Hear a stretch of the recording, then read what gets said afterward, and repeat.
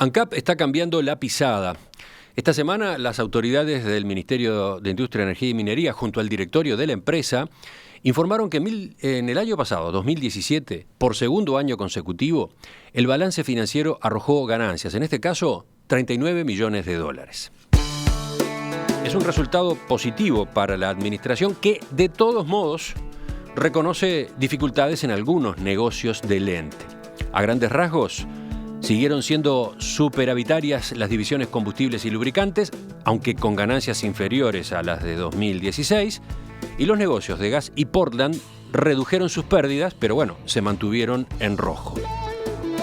Paralelamente, el Poder Ejecutivo decidió no renovar el memorándum de entendimiento firmado el año pasado con la petrolera Shell, por el cual se analizaba la viabilidad de instalar una empresa regasificadora de menor porte que el proyecto original, el que quedó por el camino en 2015.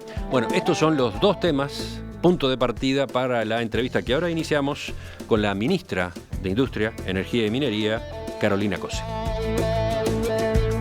Ingeniera Cose, buen día, gracias por acompañarnos. ¿Qué tal? Buen día, Emiliano, muchas gracias. Vamos a ver si el tiempo nos da, tenemos mucho para conversar. Sí. Empecemos con la noticia de esta semana. Si miramos a grandes rasgos las pérdidas de 800 millones de dólares que tuvo ANCAP entre 2011 y 2015.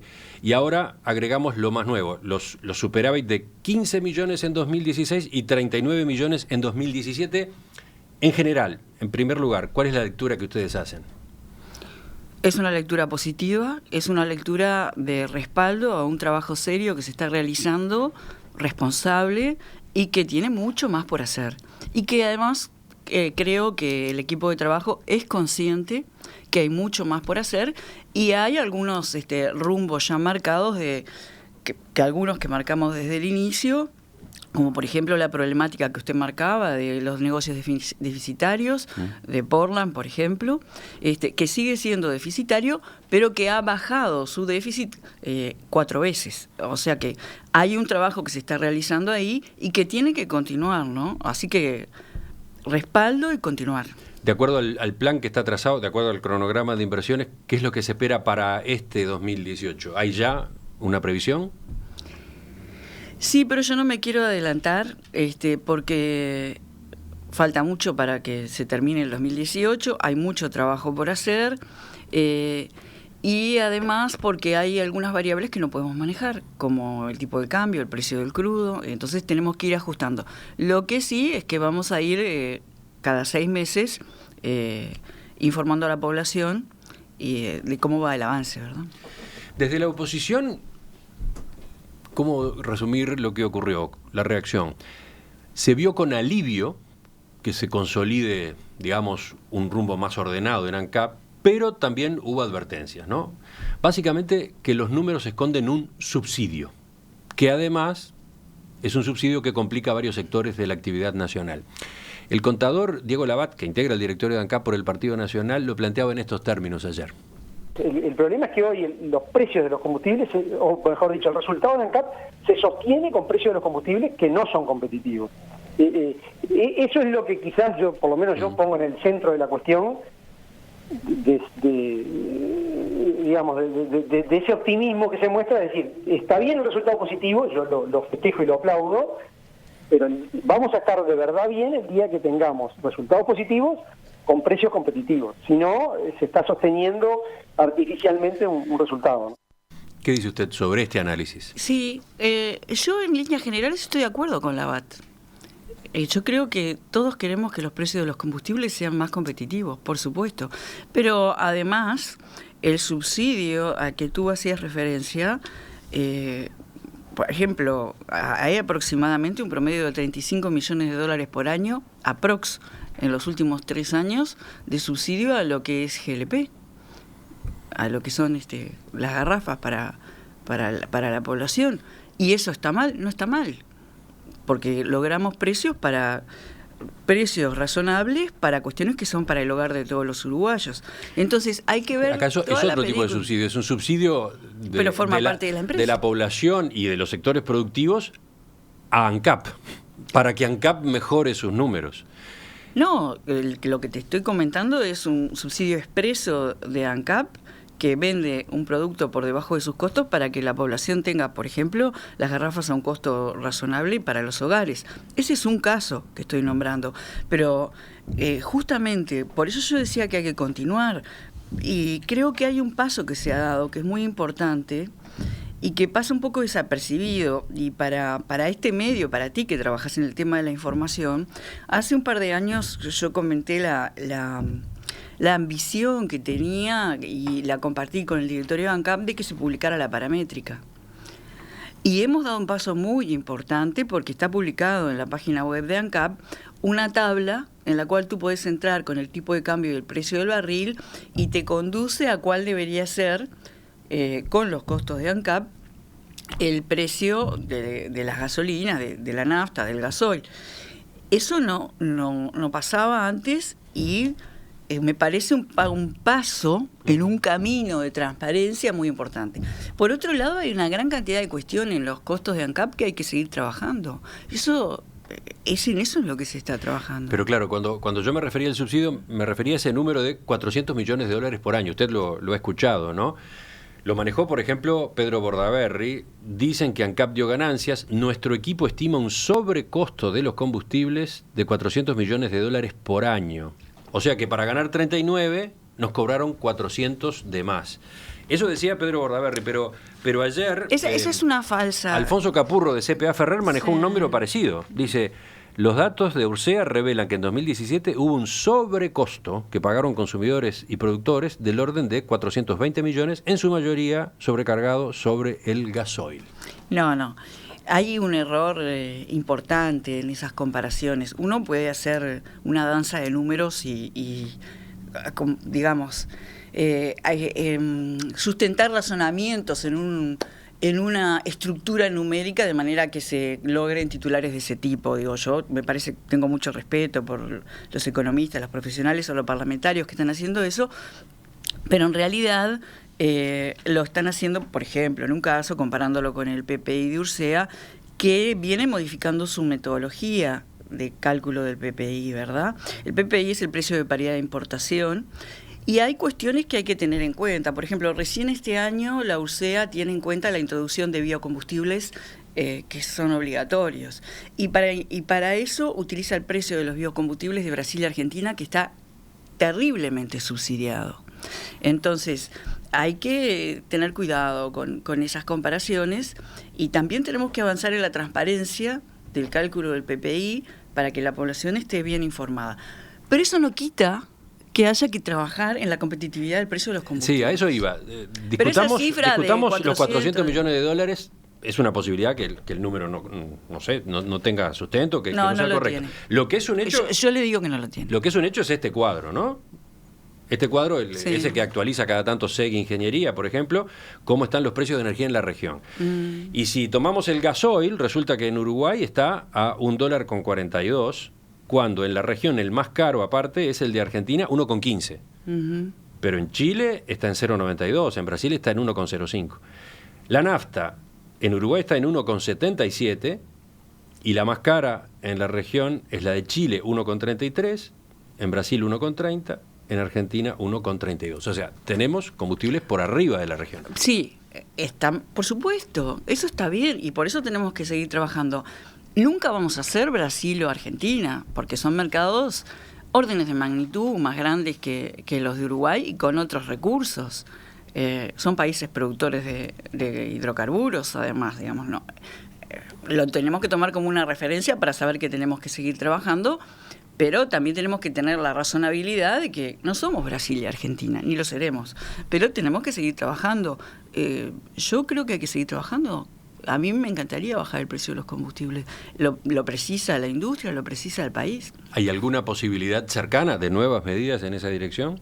Nosotros vamos a estar trabajando siempre en eso y revisando esos temas constantemente. El año pasado se revisó a mediados de año y se bajó un 8% el gasoil. ¿Podríamos haberlo bajado un 8% más si la parada de la refinería no se hubiera extendido 6 meses más de lo necesario? ¿Y por qué se extendió 6 meses más de lo necesario? Y hubo por conflictividad. Fue conflictividad. Sí. Ahí hay un factor, ¿no? La Federación ANCAP, ¿cómo juega en este partido? Tenemos que estar todos del mismo lado, ¿verdad? Por eso es importante el diálogo y la comprensión de todos los temas. Y ahí me parece importante la invitación constante a todos los trabajadores y a su asociación, a FANCAP, a integrarse a los ámbitos de discusión, incluso los ámbitos de discusión estratégica hacia adelante. ANCAP viene haciendo lo mismo hace 80 años. Es hora de que ANCAP se plantee en el siglo XXI, en una realidad que ha cambiado en todo el mundo y en el Uruguay también, cómo tiene que plantear su negocio, con mucha más eficiencia y además qué otros modelos de negocios tiene que incorporar. Algo de eso mencionó la presidenta de ANCAP, Marta Jara, en la conferencia de prensa del martes. Habló de la necesidad de hacer un alto estratégico. Por supuesto. ¿En qué consiste? ¿Puede explicarle a los oyentes qué es lo que va a pasar este año en ese sentido? ¿Qué es lo que se va a examinar? Y estamos formando un grupo de trabajo que se está planteando en el marco de una industria 4.0 en el mundo y que también queremos impulsar en Uruguay. ¿Qué ventajas de eso puede tomar ANCAP? Por ejemplo, en la digitalización. Yo me imagino que introduciendo, además se está haciendo en todo el mundo, en las refinerías de todo el mundo, ¿verdad? Introduciendo digitalización, automatización, técnicas de análisis de datos y demás, hay una gran cantidad de procesos que se pueden mejorar y además hay que también aprovechar las sinergias que tiene ANCAP, que es una fábrica, para plantearse también otras cosas.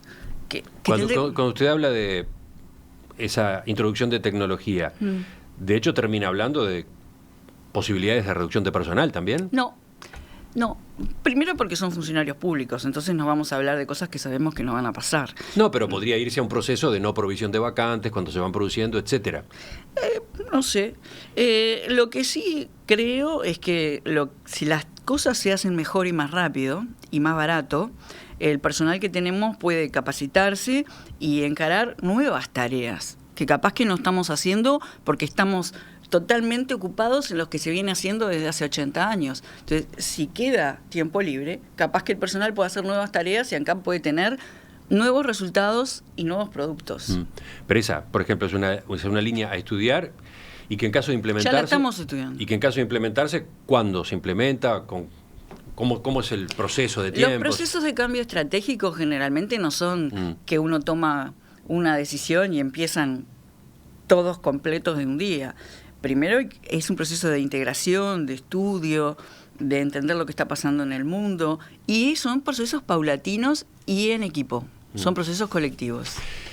No son procesos de una élite. Sí, y en ese alto estratégico, y mientras sigamos hablando ahora por unos minutos de los combustibles y la refinería, ¿cómo entra en el cuadro la tendencia cada vez más fuerte a sustituir motores a combustibles fósiles por motores eléctricos? Exactamente. ¿Cómo ingresa?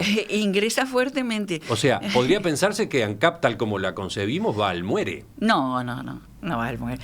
Administración Nacional de Combustibles, Alcohol y Portland. Sí. Bueno, los combustibles, no sé, ¿dónde están? ¿Dónde van a estar dentro de unos años? Por eso es importante el análisis internacional, ¿verdad, Emiliano? Porque los combustibles tienen muchos años de vida todavía, pero justamente en ese marco que tú estás diciendo es que hay que pensar realmente, ANCAP está llamado a ser muy eficiente, a bajar mucho sus costos y a mirar otros negocios en ese marco. Por eso insisto con que ANCAP es una fábrica petroquímica, y hay muchas industrias en el mundo que han cambiado mucho. El medio ambiente y la producción más limpia son temas que tienen que estar a la orden del día y que hay que ir introduciendo paulatinamente en ANCAP. Todas estas cuestiones que maneja el directorio de ANCAP actual y que está en conjunto con el Ministerio estudiando. En la conferencia de prensa del martes, si yo entendí bien, la presidenta Marta Jara dio por laudada la discusión sobre si continuar o no refinando petróleo acá en Uruguay. Sí. ¿No hay más margen en esa materia? Porque el debate sigue y el propio contador Labat ayer decía, este es un tema que hay que analizarlo con tiempo, hay que meterle reflexión y pienso, hay que discutir con técnicos, con asesoramiento. No está laudado. Sin embargo, ustedes dicen que sí está laudado. Yo estoy de acuerdo con Marta, porque los números hablan por sí solos. Si fuera más barato importar, con el atraso que tuvimos en la parada, en el 2017 hubiéramos tenido no una ganancia de 36, 39 millones de dólares, sino muchísimo más. Entonces, digamos, frente a la realidad, ya está. Lo que sí hay que seguir reflexionando y trabajando es en la transformación. Si viene un planteo de la oposición, por ejemplo, pero es que los para números que hablan por haya sí solos. un ámbito a efectos de examinar con detenimiento, con números, con apoyo técnico este tema, ¿se lo va a desatender?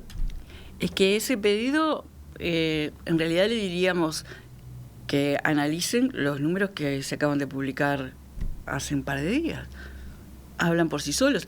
Si lo que queremos analizar son cuestiones estratégicas, de futuro, como esto que estamos hablando, por supuesto, eso siempre. Pero a esa respuesta le diríamos, pero si fuera así, el 2017 hubiéramos cerrado bomba, con una ganancia mucho mayor. Tuvimos que importar durante 9 meses. No, porque en la teoría absoluta hay un escenario en el que la refinería no existe. O sea, se trabaja Eso simplemente importando combustibles. Un disparate, pero un disparate. ¿Cómo vamos a desarticular una fábrica que está montada? Lo tenemos que hacer andar muy bien. Y en eso se está trabajando, lo está mostrando el camino que estamos recorriendo. ¿Hay que trabajar más? Mucho más. ¿Hay que tener un rumbo estratégico? Se está trabajando en eso, con una mirada muy moderna, muy del siglo XXI. Y tenemos que estar todos del mismo lado del bote, ¿verdad? Y en esa mirada estratégica, ¿cómo entran algunos negocios de ANCAP que puede pensarse no tienen sentido? ¿Están pensando en bajar ANCAP de determinados rubros? Por ejemplo, no sé, cemento, Portland, cal, etcétera. No, no sé si recuerdas, Emiliano, creo que sobre fines de 2015 dijimos vamos a revisar todos los rubros de actuación de ANCAP. Y es lo que se está haciendo y es sobre lo que se está trabajando. En algunos se intentó poner a la venta, acaba, sin éxito, se puso a la venta, y no funcionó, y lo que se está haciendo es algunas cuestiones de Cava pasándoselas a otras subsidiarias. Carboclor en Argentina está en un proceso de concurso que vamos a respetar, y lo que sí se está haciendo es atacar el tema del cemento y cal para que sean rentables, para que dejen de perder, y en ese sentido se está cumpliendo un plan que se trazó a 3 años, vamos en el primer año del plan, para que deje de perder ese negocio. Nosotros no podemos ser irresponsables, decir esto, pum, lo cerramos porque ocupa mucha gente. Tenemos que... ¿Porque ocupa mucha gente? Sí. No, porque la pregunta es, ¿qué sentido tiene para el país que ANCAP fabrique Portland, cal, etcétera, ¿no? No, es muy necesario porque además tiene una participación de mercado importante y porque además hay una demanda creciente de cemento en países, en Argentina, por ejemplo, que tiene un esquema de obras importante. No podemos desarticular un activo del Uruguay. Sí, pero un activo que funciona a pérdida. Sí, y por eso estamos trabajando en bajar esas pérdidas. Por eso se trabajó y se bajó grandemente eso. O sea, estos son temas que nos preocupan. Yo no estoy diciendo que esté todo bien. Lo que estoy diciendo es que el tema se enfocó, se direccionó, se organizó el trabajo y a la vista está que ese trabajo avanzó positivamente y tiene que seguir.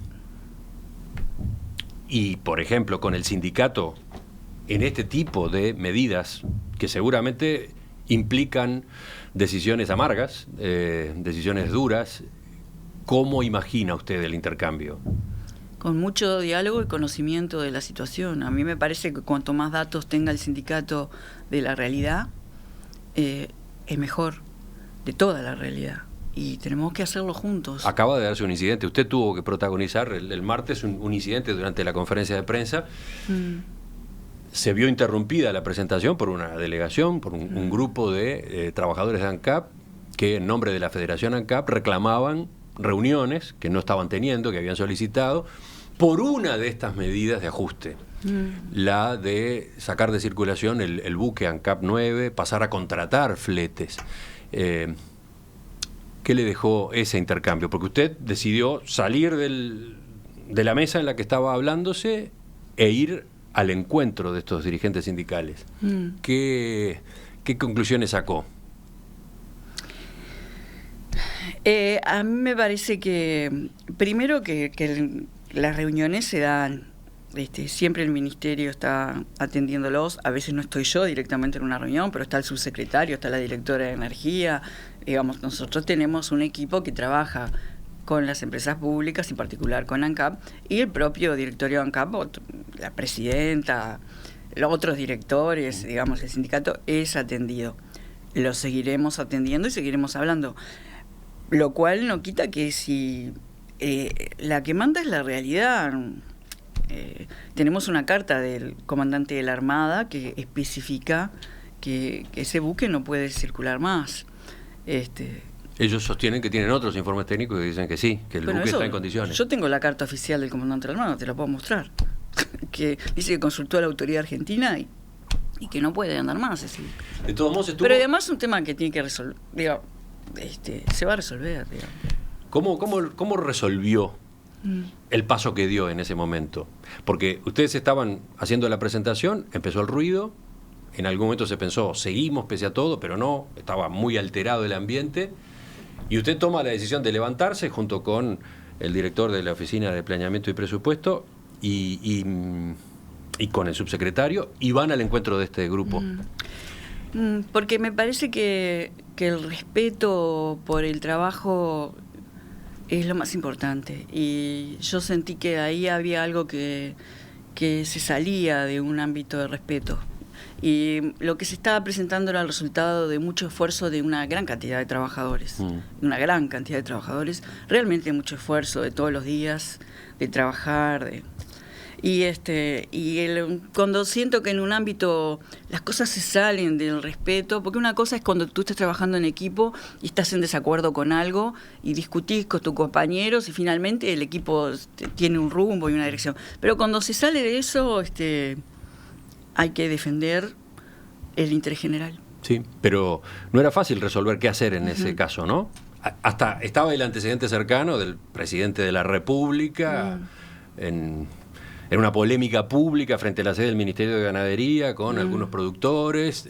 Ya sabemos cómo terminó, incluso con un altercado fuerte con uno de ellos que lo tildó de mentiroso. ¿Pensó en todas esas posibilidades cuando se dirigió al grupo? Me salió naturalmente pararme. Ahora que tú me lo preguntaste, digo, me salió naturalmente, creo, porque me pareció que se quebraba una regla de respeto del trabajo de mucha gente y por eso me salió naturalmente. Pero corrió un riesgo. Habló muy tranquilamente, se manejó con mucha calma. Del otro lado logró apaciguar el ambiente. Lo cierto es que se distendió el problema, quedaron en reunirse, en fin. Hoy hay una nota en El Observador donde analizan la forma como usted se comportó. Sí. ¿La vio? No. Cose mostró rasgos de liderazgo femenino para salir de un apuro. Y bueno, consultan a un par de expertos en comunicación que dicen que resolvió esa crisis de manera rápida y efectiva y desactivó sobre la marcha. Belén Amadeo, doctora en comunicación política y profesora de la Universidad de Montevideo, es la que dijo que en el episodio usted sacó a relucir rasgos típicos de liderazgo femenino, más tendiente al diálogo y la articulación, un estilo que gana fuerza en todo el mundo y no solo en mujeres. La escena me da esa sensación de madre que le explica a los chicos y les dice, pórtense bien. Una forma mucho más femenina de llevar adelante el reto de la reprimenda. Sí, me gusta que hablen de temas de liderazgo femenino, me parece bien, en la medida en que eso signifique trabajar colectivamente y respetar el trabajo del otro. ¿No? Te iba a interrumpir. Los que estamos en tareas de ingeniería a lo largo de la vida y demás, yo he pasado por una gran cantidad de situaciones de estrés, porque las cosas tienen que funcionar. Capaz que eso me ayudó. Digo yo, no sé. ¿Pensó en que también está de por medio la posibilidad de que usted sea candidata o precandidata presidencial? No pensé en ese. ¿Cómo voy a pensar? No, pero pudo haberlo pensado. No. Pudo haberlo pensado en el sentido de que ahí se estaba jugando una parada complicada. No. yo no soy así de... ¿Cómo voy a pensar eso? En ese momento se estaba presentando un trabajo que venimos, además, que se venía discutiendo cómo se va a presentar, cómo es el número cómo se aclara mejor, estaban presentando todo eso y aparece esa situación. Había un tema de falta de respeto, por eso me paré, me surgió naturalmente. De paso, y antes de que vayamos a otros asuntos, le pregunto, ¿qué hay de su futuro como precandidata? Hay especulaciones de ustedes, los periodistas, digamos. Nada más que de los periodistas. Sí. Nada más que de los periodistas. No, hay unos cuantos más especulando dentro de su propia fuerza política. ¿Usted en qué actitud está? Yo estoy en la actitud como Frente Amplista de que creo que lo que hay que trabajar... Acabamos de hablar de temas estratégicos, de miradas estratégicas que hay que tener en el país. ¿Cómo tiene que ser el programa del Frente Amplio en esta nueva realidad del siglo XXI? El Frente Amplio cambió la realidad del país. El país cambió. El país está en una situación realmente mala. Los gobiernos del Frente Amplio cambiaron esa situación. El siglo cambió y la realidad cambió. ¿Cómo lo va a cambiar ahora el Frente Amplio? Es un nuevo cambio que tiene que realizar ahora el Frente Amplio, lo puede hacer. Son esas las cosas que hay que trabajar. Cuando tú vas a arreglar una casa, ¿empezás pensando a quién vas a contratar o en lo que tenés que hacer? Hay que empezar pensando en cómo va a ser el cambio que el Frente Amplio propone ahora y después el Frente Amplio decidirá cuáles son los adecuados. ¿Pero usted no le dedica nada de tiempo en la semana a esa eventual postulación? No. ¿Nada? No. ¿No tiene asesores, no tiene un equipo que esté preparando escenarios posibles? Yo trabajo en lo que trabajo. O sea, ¿no existe para usted la precandidatura en su agenda? Yo trabajo en lo que trabajo y como Frente Amplista pongo todo mi corazón y mi esfuerzo en que el Frente Amplio haga lo que tiene que hacer. Pasemos al otro capítulo, ministra. Gas Sayago, Sociedad Anónima, la empresa constituida entre UTE y ANCAP para concretar el negocio de la planta regasificadora, registró pérdidas en 2017 por más de 290 millones de pesos, 10 millones de dólares. Es una empresa que está parada. Ese negocio, por el momento, no prospera. Y el gobierno en estos días decidió no extender el memorándum de entendimiento que se había firmado el año pasado con la petrolera Shell, el que caducó el 31 de marzo, por el cual se estaba analizando la viabilidad de la otra planta, de otra forma de planta regasificadora, más chica que la original. ¿Qué camino entonces va a recorrer el Poder Ejecutivo? Bueno, el camino que vamos a recorrer es... una vez que este memorándum de entendimiento con Shell ha culminado, eso nos libera de la exclusividad de tratar este tema con Shell y por lo tanto lo que vamos a hacer es hacer cambios que durante el memorándum de entendimiento consideramos que no era adecuado o conveniente hacer, porque cuando tú estás negociando en el sentido de discutiendo un posible negocio conjunto, es mejor mantener la situación tal como está y poner el foco en el negocio que quieres que se concrete, ¿verdad? Entonces vamos a ir haciendo algunos cambios para minimizar los costos de mantenimiento, de mantener Gas Sayago, vamos a mantener el proyecto abierto y seguramente vamos a ir a un esquema para darle un marco legal a esta posibilidad, a un esquema similar al que tiene ANCAP con los bloques oceánicos cuando los ofrece para exploración. ¿Puede explicar mejor eso? Sí, cómo no. Por ejemplo, el esquema sería algo así como, se define lo que hace ANCAP con los bloques oceánicos, define condiciones, un modelo de contrato, condiciones de operación de esos bloques que siempre están publicadas. Están siempre publicadas y si algún privado quiere acceder a explorar en la zona buscando hidrocarburos y demás, debe atenerse a esas condiciones, debe cumplir determinadas pautas de un contrato y atenerse a esas condiciones.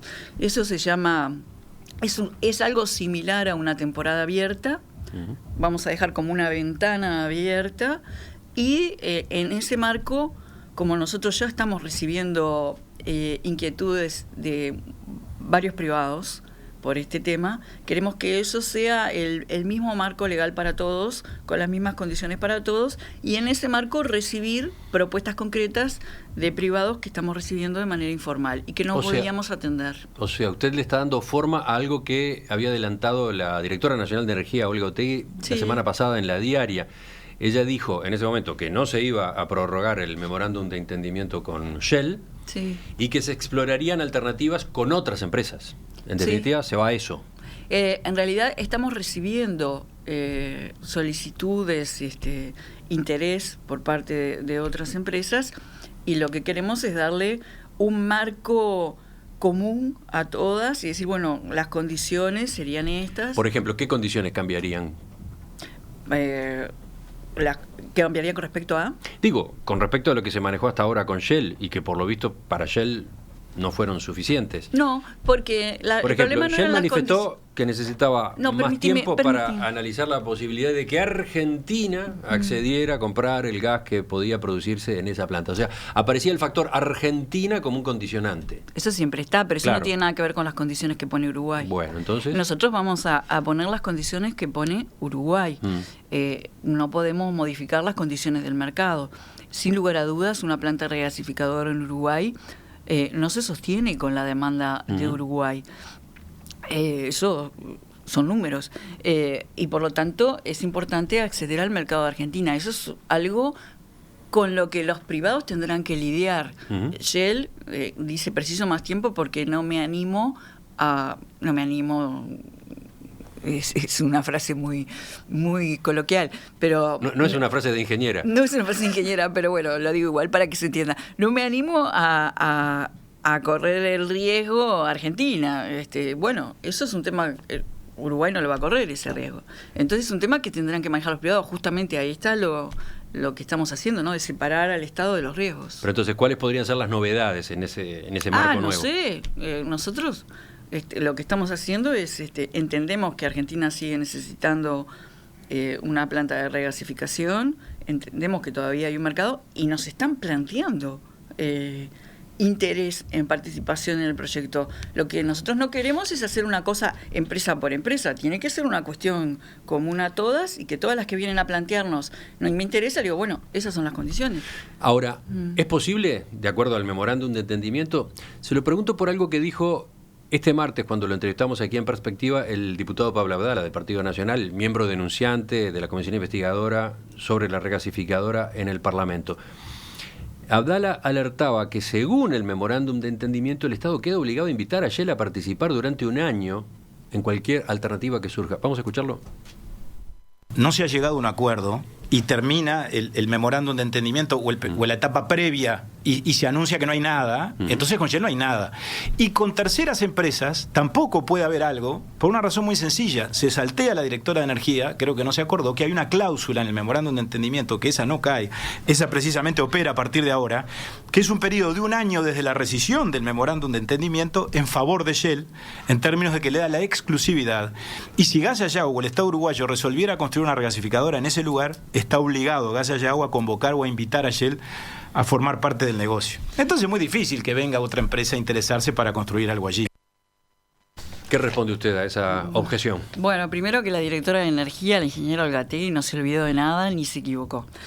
Segundo, que no es precisa la declaración que hace el diputado, porque acá tengo justamente la cláusula del memorándum de entendimiento a la que supuestamente se diferencia el diputado, y lo que dice es que a lo largo de un año, si Gas y Agua llega a un acuerdo con un tercero, y lo que dice es, invitará a Shell a decidir si tiene la intención de participar en el nuevo proyecto o no. Entonces, la invitación es a Shell a decidir, pero no obliga a nada. De hecho...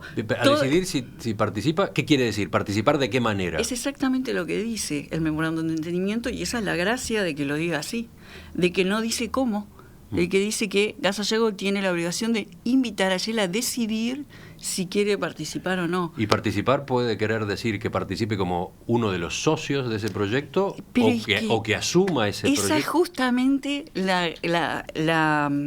el acierto legal de haberlo escrito así, que no dice nada.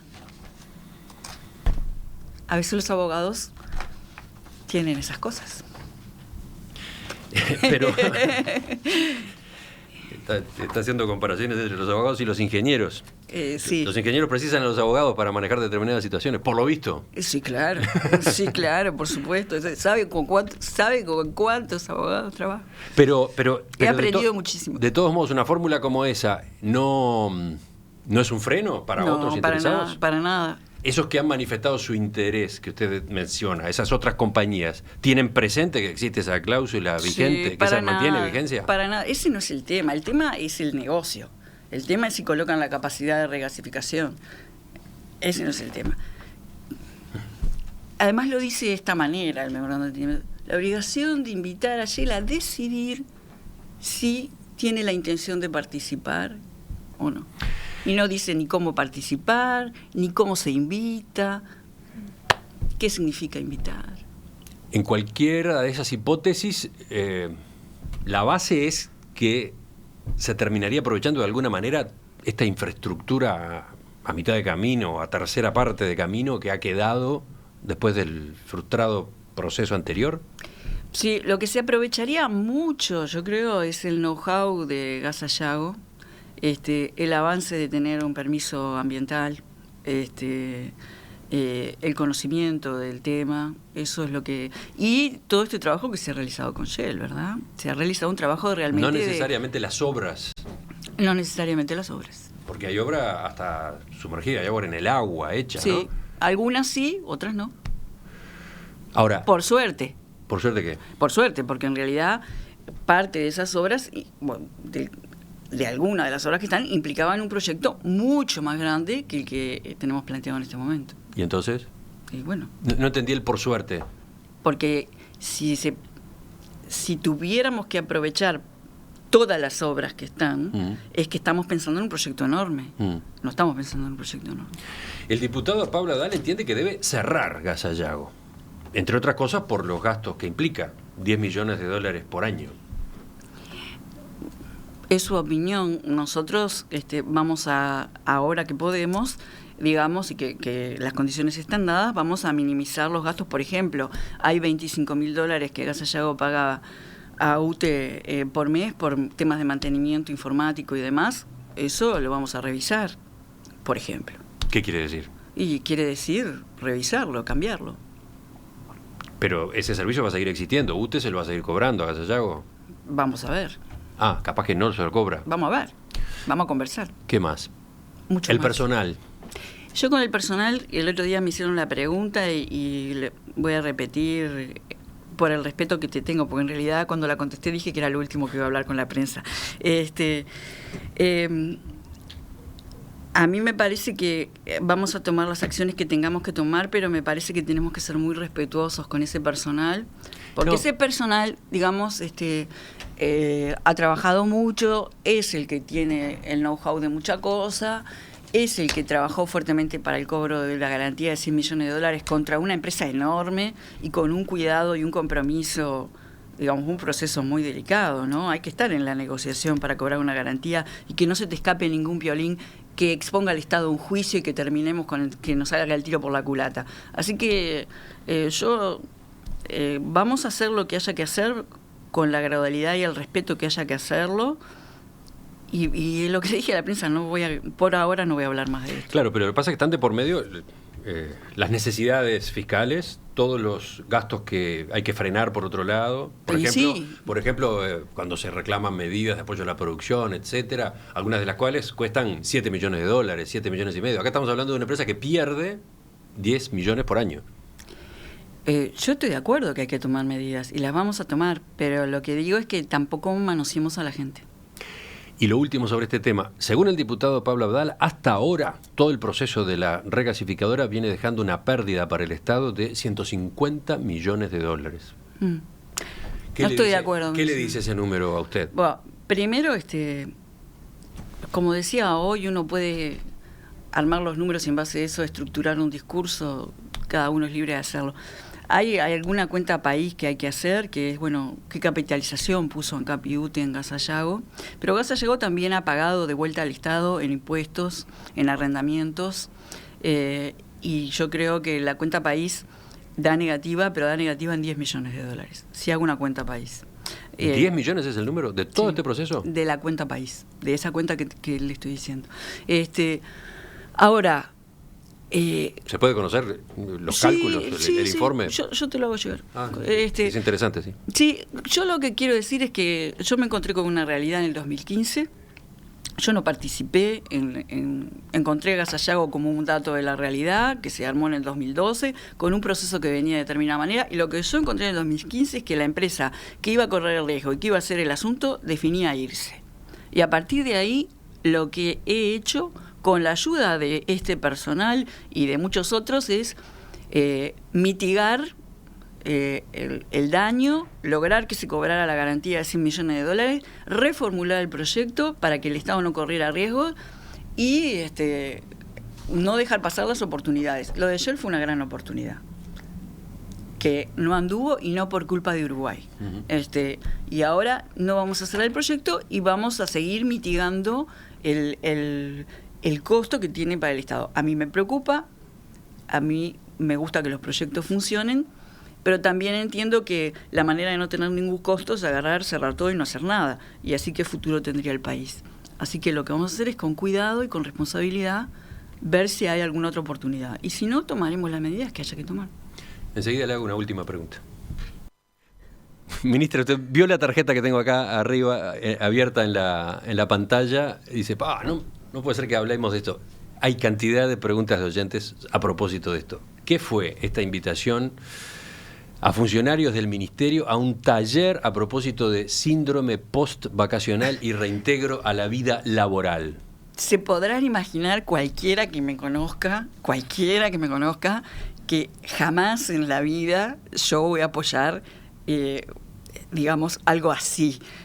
Las vacaciones son bárbaras para la gente, a mí me parecen bárbaras, y lo único que siento cuando terminan las vacaciones es que tengo unas ganas bárbaras de volver a trabajar y a que se me ocurrieron 500 cosas en las vacaciones y vuelvo loco a todo el mundo cuando vuelvo de las vacaciones. Así que eso no tiene nada que ver conmigo.